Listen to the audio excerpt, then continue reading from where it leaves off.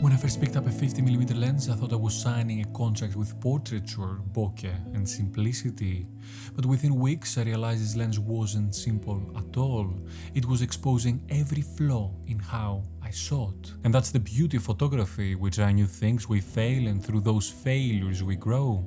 This video is about exactly that. The mistakes I made while shooting with a 50mm lens, how I learned to overcome them, and how each one helped me become a better photographer. Hopefully, they will do the same for you, too. The first mistake with the 50mm was ignoring its properties and defects instead of learning how to work around them. When I first started shooting with it, I didn't pay much attention to its weaknesses. At wide apertures at f1.8, especially against flat or monochromatic backgrounds, the images showed some chromatic aberration and softness. Take this photo for example. At first glance it looks fine, but once you zoom in, those color fringes become clear. Stopping down just a little bit to f2.8 can solve most of this problem. With only a small sacrifice in bokeh, you can see this in the second image. Learning this taught me that understanding your lens isn't about memorizing its specifications, but about understanding its personality. Once you know how your lens behaves, you can make choices that let it shine instead of constantly fighting it. But technical defects were not the only thing I need to be careful of.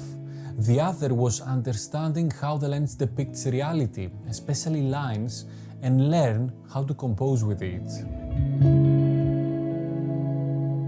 The 50mm is an interesting focal length. It sits right between wide and long lenses. That means it inherits the best and the worst of both worlds. My second mistake was exactly that, ignoring the physical nature of the 50mm itself. This focal length doesn't exaggerate like a 35mm, but it doesn't compress like an 85mm either. Lines fall just slightly off, neither fully stretched nor fully flat, and that can make your images feel a little uneasy, like they can't decide what they want to be. That's when I began to understand how much body position and framing mattered. A small change, kneeling a bit lower, tilting the camera a bit up, or aligning with a leading line or a subframe was often all it took to correct geometry and restore balance. The 50mm might not deliver perfect perspective by default, but it rewards those who pay attention to it. If you are enjoying the video so far, hit the like button, the new hi button, and consider subscribing with the bell. Once I started to see how the 50mm shaped the world, I began to question what I was choosing to fill that frame with.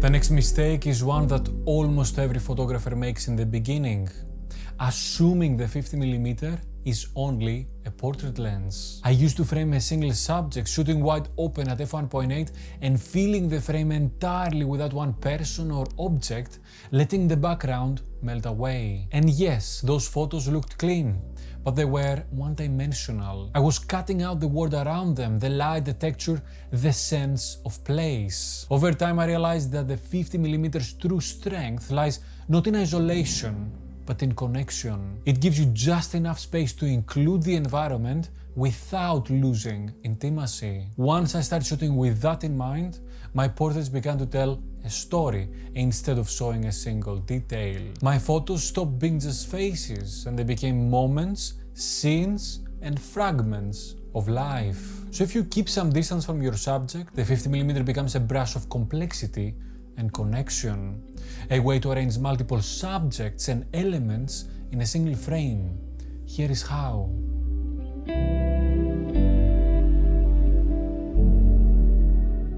Once I stopped using the 50mm just for portraits, I faced another challenge: composition. For a long time, I didn't really care about it. When you focus on a single subject, it's easy to forget the frame that surrounds them. You remove the burden of construction, but you also remove the chance of building something richer, something layered. I began to understand that composition with the 50mm isn't just about placing your subject in the center, but about creating a dialogue between every element in the frame. Leading lines, shapes, depth, and light all began to talk to each other if you let them. The 50mm gives you just enough room to build those relationships and to balance intimacy and structure. And when this aligns with a decisive moment, a moment worth shooting, the image feels alive.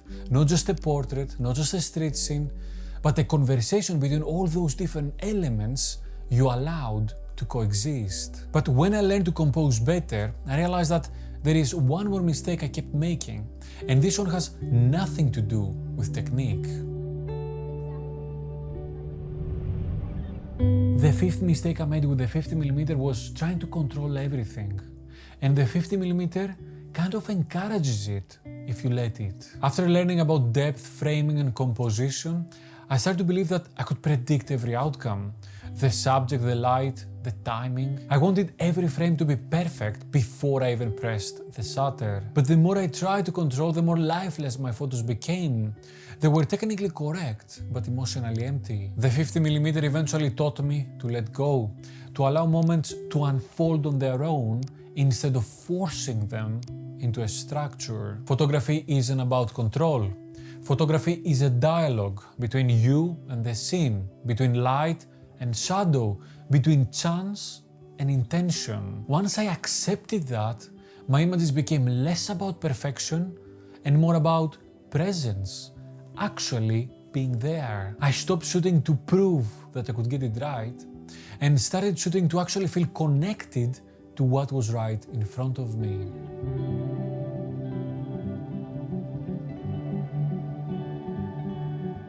Looking back, those 5 mistakes shaped me far more than any of my successes. Each one forced me to slow down, to pay attention, to see a little deeper. The 50mm became more than just a tool.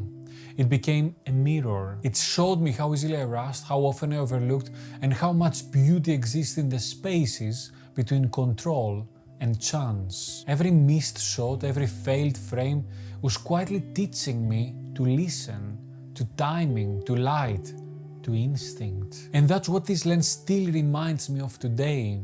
Photography isn't about perfection. It's about awareness, about showing up, seeing clearly, and trusting the moment to do the rest. What are the mistakes you've made with the 50mm, and what did they teach you?